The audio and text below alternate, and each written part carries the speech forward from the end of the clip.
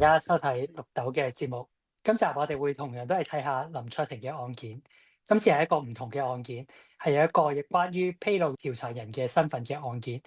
咁我哋同樣有我哋嘅好拍檔陳文敏教授同埋黃瑞雄大律 Hello，師。Hello，大家好。大家好。咁我哋有啲片段俾大家睇睇先嘅。咁我哋一齊去睇一睇個片段先啦。前立法會議員林卓廷喺721事件發生之後，分別喺2019年嘅12月、2020年1月同埋7月嘅記者會上，披露警司游乃強因為公職人員行為失當罪受廉政公署調查。林卓廷事後被控3項披露受調查人身份嘅罪行罪。佢喺裁判法院被裁定罪成，判囚4個月。去到高等法院上訴得直，撤銷定罪。律政司不服，上訴至終審法院。中院5名法官喺4月1號頒下判詞，首席法官張舉能、常任法官李儀、非常任法官歐仲律意見一致，以大比數裁定律政司一方上訴得直，恢復林卓廷嘅定罪同埋判刑。常任法官霍兆剛同埋常任法官林文漢就持相反意見。今次咧，亦都睇到咧，就係即係法院係以3-2嘅多數去作出判決。咁而多數意見同少數意見咧，係反映咗兩種唔同嘅對法律詮釋嘅。咁所以我哋覺得呢個案件可能比較有趣，可以同大家介紹一下。咁其實喺制定任何一條法律條文嘅時候咧，咁一定會有一個目的喺入邊嘅。咁所以法庭喺解釋一條法律嘅時候咧，咁一方面佢就要體現翻話究竟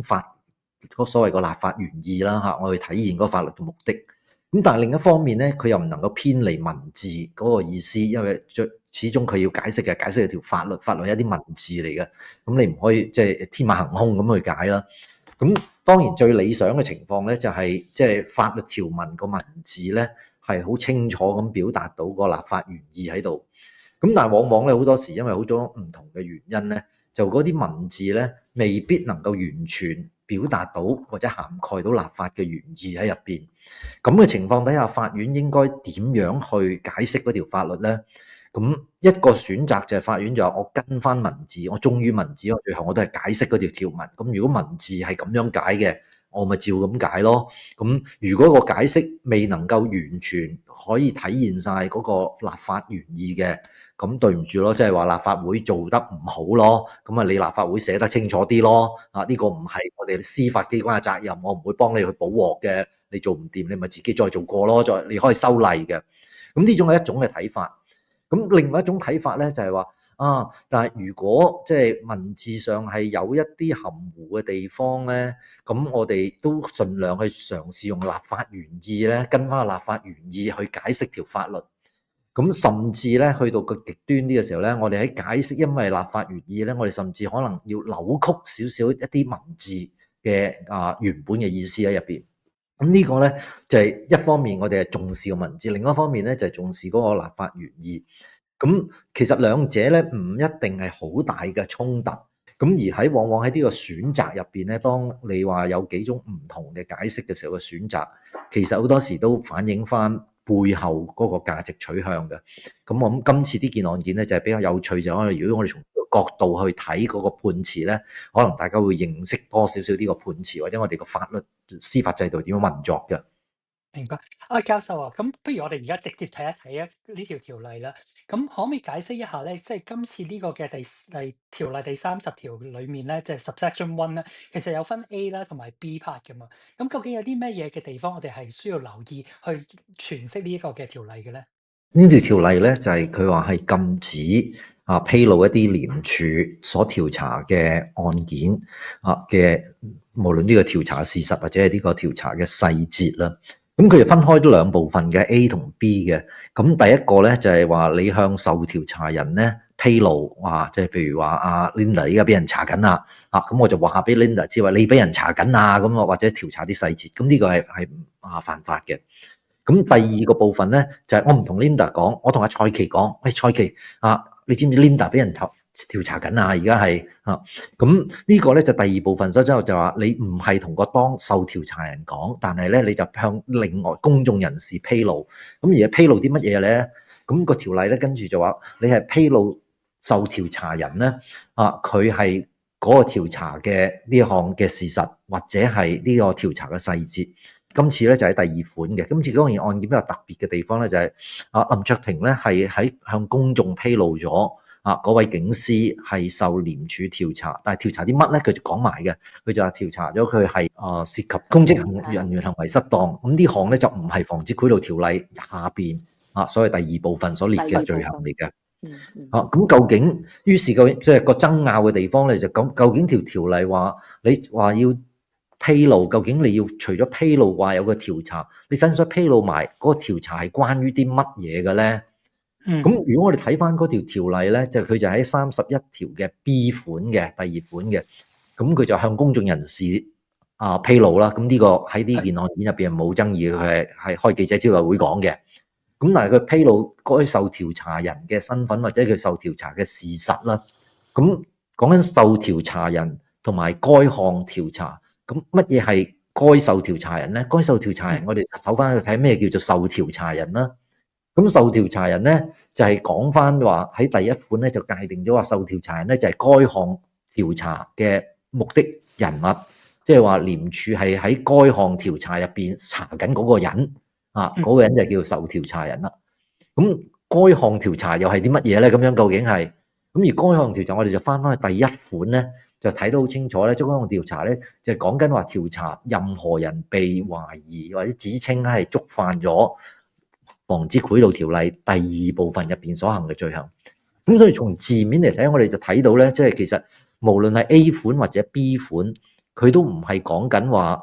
披露調處嘅任何調查，因為無論你係披露個調查本身或者個調查嘅細節。都係翻去咧，就講翻究竟佢調查啲乜咧？係調查緊該項調查，咁而該項調查咧就係講緊淨係所謂第二部分嘅罪行。咁喺呢個情況咧就唔包括咗今次佢所講嘅公職人員濫用權力嗰個罪行喺入邊嘅。咁而呢個咧就係成個焦點咧，就係喺少數意見同埋多數意見咧喺3-2入邊咧，就係少數意見咧就講嗰條條文好清楚噶咯喎，講得即係如果你係話佢唔可以披露廉署嘅任何調查，你咪就咁話唔可以披露廉署嘅調查咯，就唔使特別去講話該項調查。咁喺英文就更加清楚啲嘅，呢個會係即係從文字上嚟講咧，就其實都相當清楚嘅。咁就係話，即係你要披露嘅嘢咧，唔單止係話披露嗰人受調查，而係披露緊佢係受調查係被調查嘅罪行咧，係喺防止賄賂條例第二部分。咁基本上就係一啲貪污嘅罪、賄賂嘅罪行啦。咁呢個就係少數嘅法官嘅意見啦。咁但係多數法官嘅意見好似就唔同喎，就會覺得係有不同嘅詮釋嘅方法咁樣。咁究竟係咪有咁嘅第二種嘅詮釋嘅方法咧？Linda，你會唔會可以同我哋解釋一下，可以講解到啊？咁咧就其實2-2，2-2之後就有第五個法官咧就揀咗邊啦。咁即係我先講嗰個多數啦，即係其實就係另外有兩個法官，咁佢哋咧其實就話其實都唔係真係咁明顯係嘅，即係該項嘅即係佢哋就係話呢個可以係其中一個文字上嘅詮釋係啦，但係佢就話咧，其實另外一個都可以存在嘅詮釋咧，就係其實係佢就考慮埋就係話其實嗰個立法原意啦，就係話咧，如果你去嗰個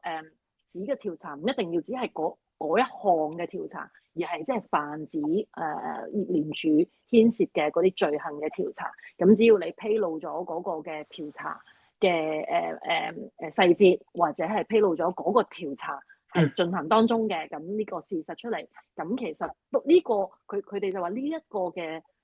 文字都容許呢一個嘅詮釋。咁換言之咧，即係話呢一個嘅條例嘅文字咧就容許兩個詮釋。咁跟住佢哋就覺得如果睇埋嗰個立法原意咧，就似乎咧係會傾向咧就係任何調查啦，就唔係該項調查啦，咁樣咯。即係比較值得留意嘅咧，就係對少數意見嗰個解釋咧，多數意見係駁唔到嘅咁因為從文字上真係好清楚係嗰個係一定起碼一個可能嘅解釋。咁所以多數意見咧，如果佢要改變呢樣嘢嘅時候咧，引用到個立法原意咧，佢就一定要話喺條例入邊仲有另外一個解釋。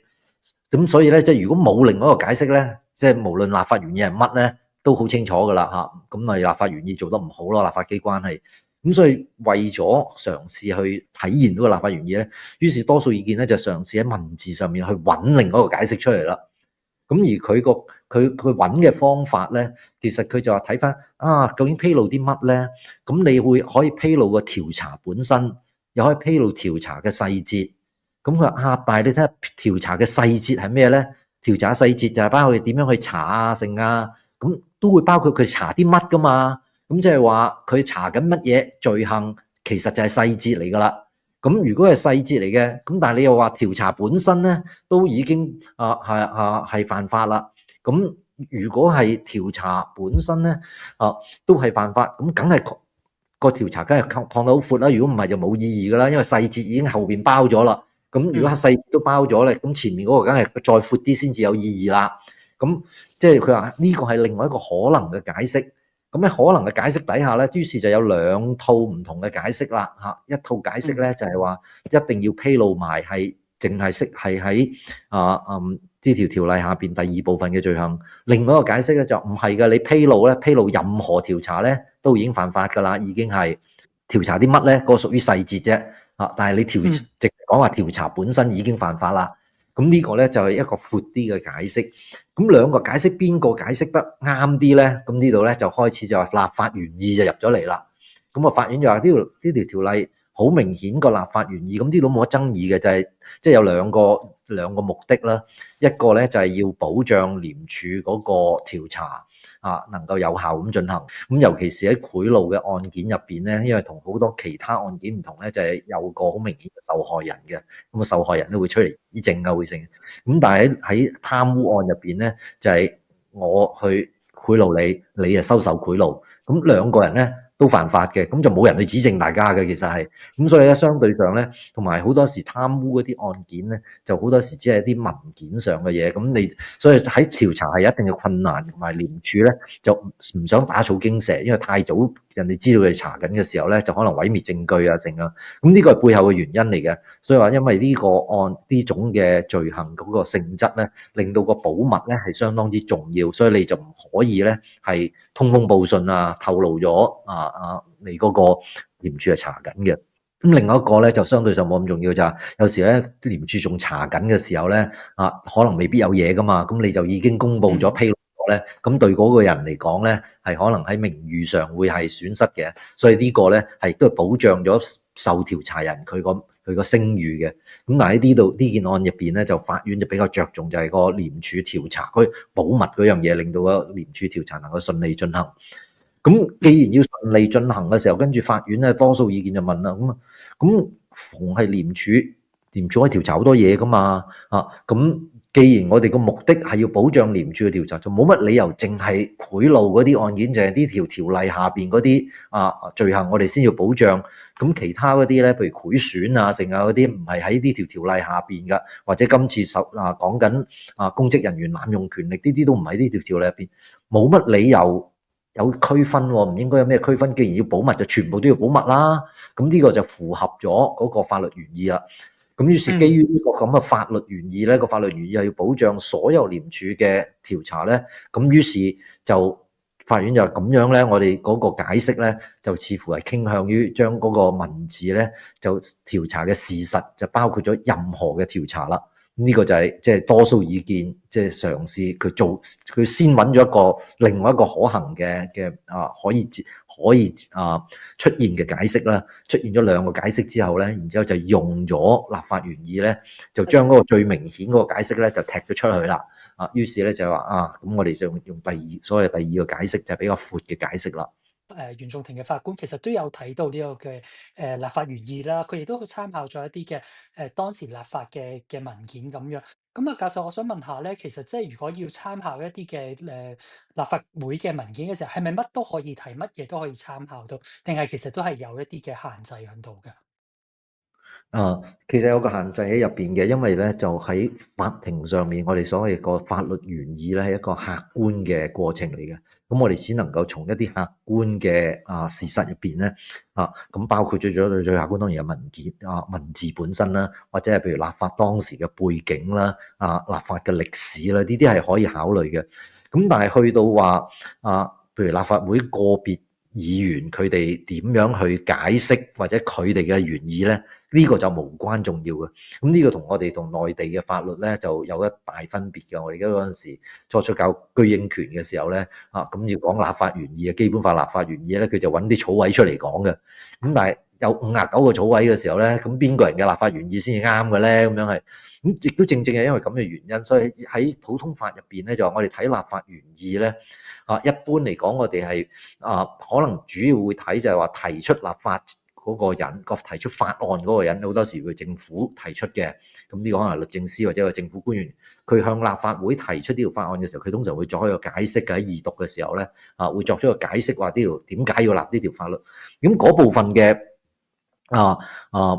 記錄咧就可以參考嘅。咁但係跟住咧就喺個法律成個立法過程入邊嘅辯論咧，呢啲就唔可以或者冇乜價值嘅。法院就話，因為其實立法會議員入邊，大家有唔同嘅考量啊。個別議員，我講我要聽你定係聽下 A 定係聽下 B 咧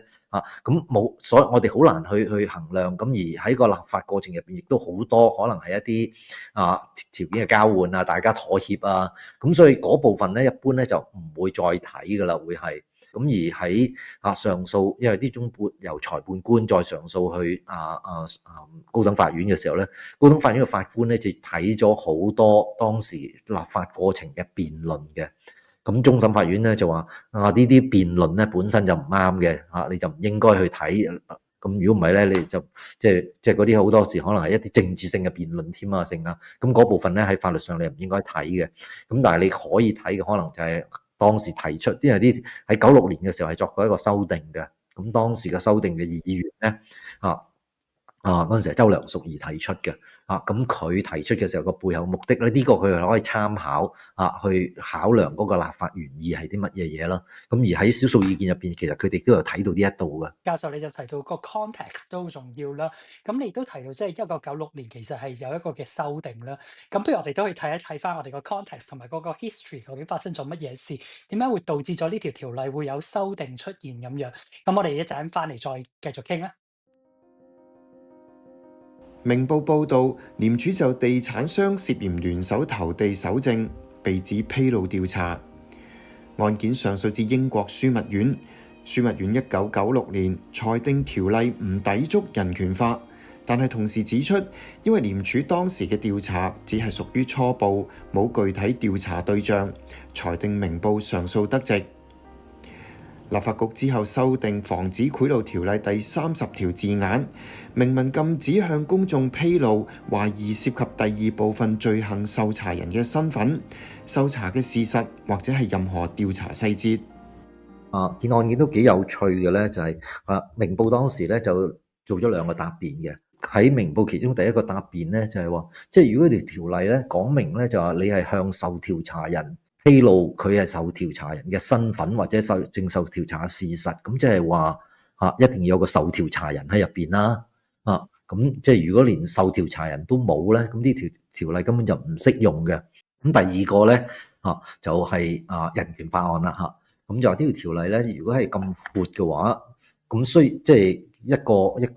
爭論就係，如果廉署其實唔係查緊呢條例嘅下邊嘅罪行，佢可能查緊賄選嘅。咁但係對媒體嚟講咧，你問廉署查緊乜咧，個答案一定係無可奉告嘅。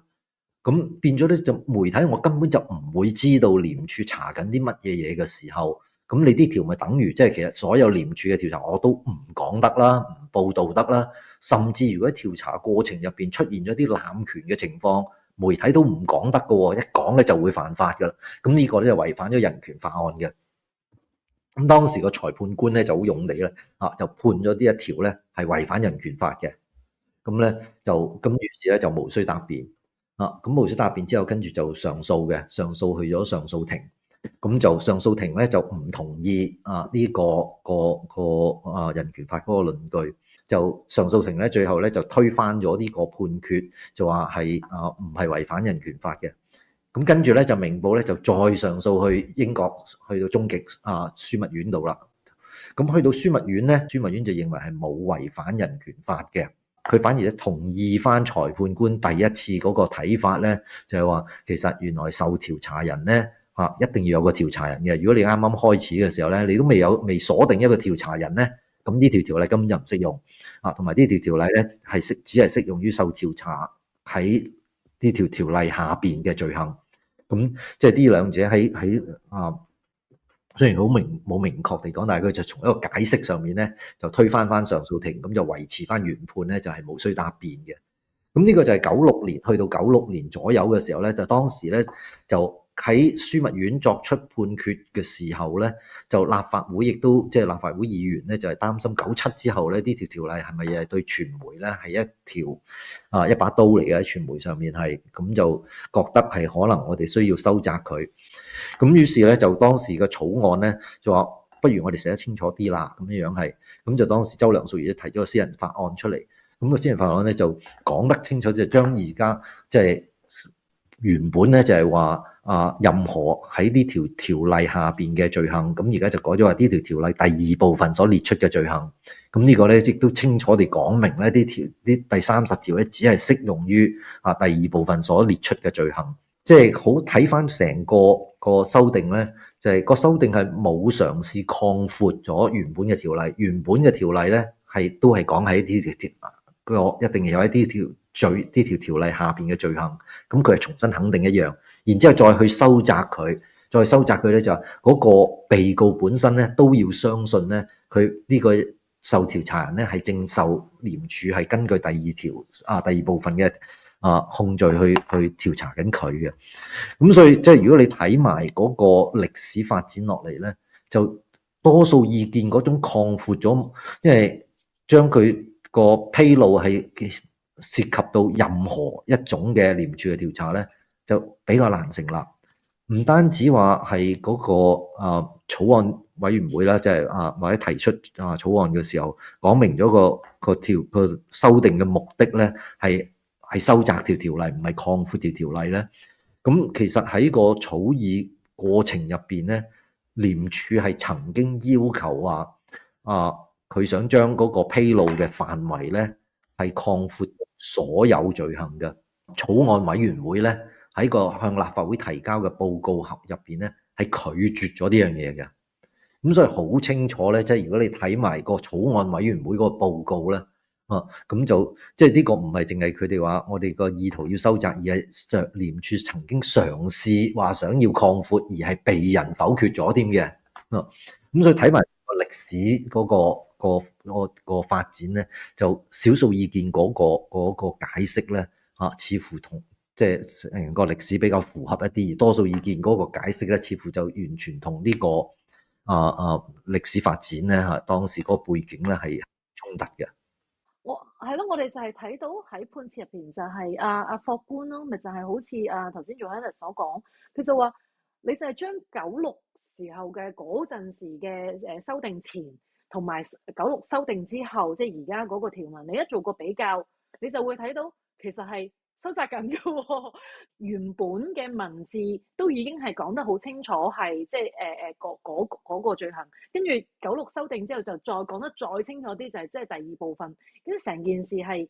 收窄咗嘅，即係佢唔係去睇嗰啲討論，唔係去睇嗰啲嘢，淨係純粹睇修訂前、修訂後96嘅嗰個轉變。咁呢個都係我哋以前即係如果要睇立法原意其中一個我哋會睇嘅就係佢嗰個修訂嘅歷史啊嘛。咁所以法官就話好明顯喎，係收窄嘅喎，係講緊就係第2部分嘅嗰個罪行喎。咁所以反而係即係多數嘅嗰個裁決嘅法官其中一位非常任法官海外嘅，佢就話冇分別咯。其實96睇翻都冇收窄到啊。咁我即係黑人問號，因為即係你睇翻嗰個判詞入邊有將即係修訂前、修訂後嗰個寫得好清楚，即係寫翻出嚟。咁你任何人睇都好明顯，96嘅嗰個修訂就係即係再聚焦，就係講緊就係第二部分。其實仲有幾個困難嘅，我諗多數意見入邊，即係我哋正話講過話，即係如果純粹用歷史嘅發展、條文嘅發展咧，就好明顯地，即係佢哋嗰個解釋咧就比較難啊，比較牽強一啲啦，佢哋會係。咁但係就算你用翻佢嗰個邏輯，因為多數意見咧就主要就係佢攞住咧就話調查嘅事實同埋調查嘅細節。細節就包括咗條罪行嘅性質啦，所以調查嘅事實咧就應該包括咗任何調查。咁即使佢用呢個講法咧，但係其實如果睇翻條條文咧，無論調查嘅事實或者調查嘅細節，都係講翻該項調查㗎嘛，唔係任何調查啊嘛。所以呢個第一，從文字上咧仍然係比較牽強嘅呢個咁嘅解釋。第二咧就係佢將呢個行為咧同埋將嗰個意圖咧係完全分割嘅。咁即係我哋睇一條罪行咧，就係通常罪行包括咗兩部分，就係第一就係你一部分就係你個行為，究竟你做咗啲乜嘢嘢，你個行為點樣去犯法，係點樣違反咗法律嘅規定。咁而第二咧就係你做嗰個行為嘅時候，你亦都有同時有一個意圖喺入邊嘅。咁你要兩者加埋先至會犯罪。咁即係多數意見咧，最主要嗰個論據咧，就係話其實即係立法意圖好明顯就包括任何調查啦。咁但係如果包括任何調查嘅時候，但係咧個意圖又要係我係一定要知道或者相信佢係違法，個調查係局限於第二部分嗰啲罪行喎。咁即係如果我相信我唔相信嘅呢個係第二部分罪行嘅時候，或者咁嘅時候咧，即使你係個調查係包括咗其他嘢喺入邊，但係我一路以為你都係包括其他嘢㗎，我唔相信或者唔懷疑你係講緊防止賄賂條例入邊嘅嘢。咁即係話，如果佢冇嗰個意圖咧，就算你個行為再闊啲，其實佢嘅披露都係冇犯法㗎。咁所以變咗即係用多數意見嗰個咧，其實唔能夠對廉署嗰個調查咧發揮咗真係好大嘅保障。咁而你將嗰個行為同埋個意圖擺埋一齊嘅時候咧，亦都係更加係即係重申翻，就係成條條例其實就係想收窄佢咯。如果你係話個披露係披露任何嘢嘅時候，你根本唔需要一個咁樣嘅意圖，你咪個意圖咪就係我意圖披露佢咪夠咯，已經係使乜話我淨係意圖披露某一啲嘅罪行咧咁樣樣係，即係如果我淨係意圖披露某一啲罪行嘅時候，其實你個保障係做唔到㗎。我冇咁嘅意圖嘅時候，咪一樣可以披露咯。咁呢個係將嗰個行為同埋嗰個意圖咧係勉強嘅割裂喺入邊。咁而第三點咧，咁亦都係法官都提到啊，法官其實唔同意話有第二個解釋嘅，佢話得一個解釋嘅就係你冇辦法說服啦。咁我話就算退一步，我覺得你有第二個解釋。當你有兩個解釋嘅時候，咁唔好忘記我哋而家係刑事條例嚟嘅。咁刑事條例涉及人身自由嘅時候咧，如果條例含糊嘅話，兩種解釋都可能嘅，我哋應該偏向於比較狹窄嗰邊，因為被告都可能係攞咗一個比較狹窄嘅解釋，你而家突然間擴闊咗佢，對佢可能唔公平㗎。咁所以如果當兩個解釋都有可能嘅時候，一般當我哋涉及人身自由嘅時候咧，法院應該採納一個比較狹窄嘅解釋，咁就係少數意見嗰個解釋，唔會將條條例擴闊咗佢咯。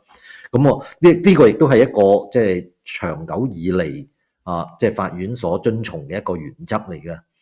咁但係好可惜咧，今次咧就即係多數意見入邊咧，淨係講話呢條唔係金科玉律，唔係唔可以變嘅。咁時即係睇翻法律原意都要改嘅，咁樣樣係咁呢個係雞同蛋嘅問題咯。咁樣其實係咁亦都睇到好明顯咧，就係其實係有一個價值取向。個多數意見咧，佢會覺得可能我要保障廉署嗰個調查係緊要過喺呢個時刻我去收窄條條例，令到你人身自由或者係言論自由咧係可以得到更多嘅保障。咁呢個係我相信一個價值取向嘅問題啦，去到揀邊一度。咁而頭先阿 Linda 提到咧就係、其實本來2-2㗎，其實4位上任法官咧就2-2，咁最後最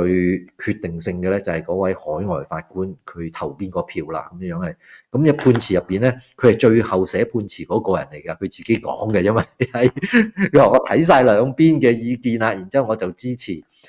個多數意見而家成為多數意見嗰邊啦。咁呢個冇問題嘅，即係如果你睇完之後，你覺得某一邊你同意，所以你就即係支持佢哋，咁成為多數意見，因為3-2。咁但係問題就係你俾啲乜嘢理由咧？咁樣係咁，即係比較可惜嘅就係我哋睇唔到佢個判詞入邊咧有啲咩真係好特別嘅理由咯。除咗重申翻即係李儀法官同首席法官佢哋所講嘅嘢之外，咁但係對於嗰個法嗰個歷史咧。因為少數意見入邊都好強調就話，我哋睇翻之前嗰個同之後好明顯嘅喎，咁樣係，咁佢就得一句就話，我睇唔到會影響到多數意見嗰個解釋啫喎，咁得一句咁就講完咯。咁你睇唔到，咁點解睇唔到？你話俾我知啊！你點解睇唔到？我睇到喎，不過係咪我特別差咧嚇？咁你哋有咩慧眼睇到睇唔到咧？冇解釋啊！呢度係，咁呢個係令人唔係好說服嘅一個原因，尤其是當喺一個即係案件入邊係即係本地反2-2嘅啫。其實即係我哋更加期望個海外法官咧，係能夠即係用一個比較超然嘅角度去俾到一個即係另外一個觀點俾我哋去睇咯。咁但係呢度我哋睇唔到咯。咁其實今次即係呢個案件，其實法庭已經即係都一錘定音咗啦，即係已經判咗係林卓廷係有罪咁樣。咁其實我想問咧，即係呢個案件咧，即係對於將來咧，無論係邊一個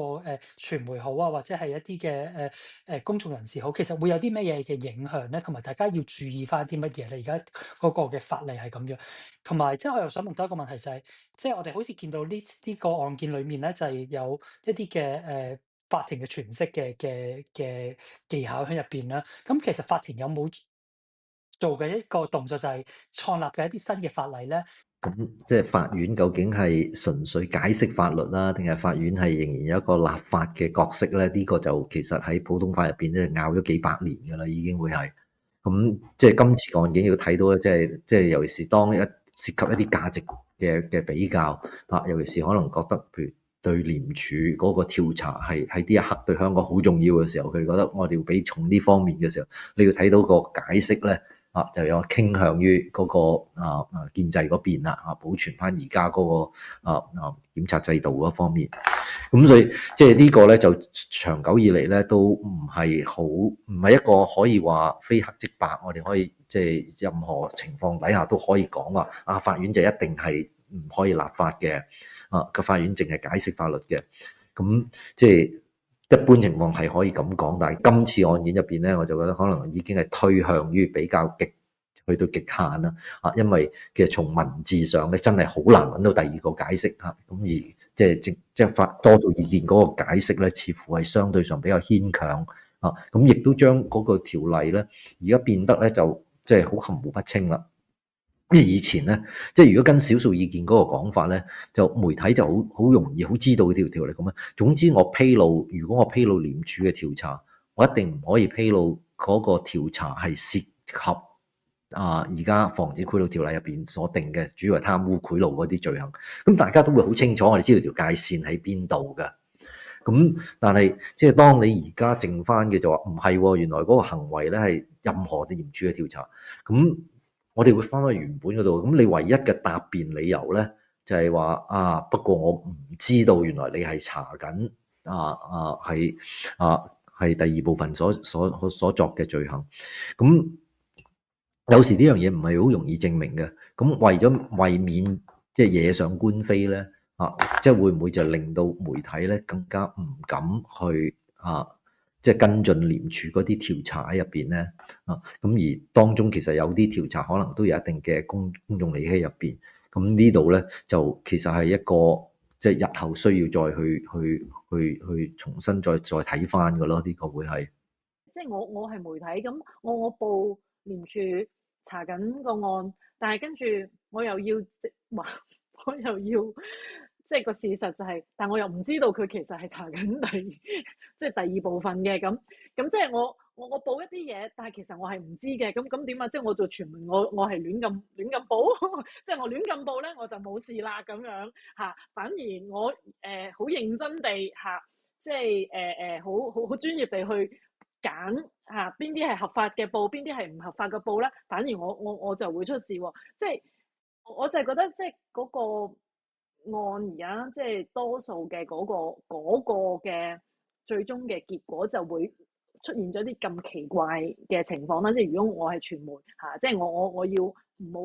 好有官非上身，我就亂咁報，我係唔知嘅嚇，我真要唔好知咁，但係我就亂咁報啦，咁唔應該係咁咯，即係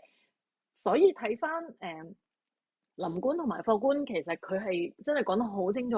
冇兩種解釋喎，真係得一種解釋嘅啫喎，即係兩個係好清晰地講。咁我哋頭先成個節目都講得好清楚，其實嗰個文字上，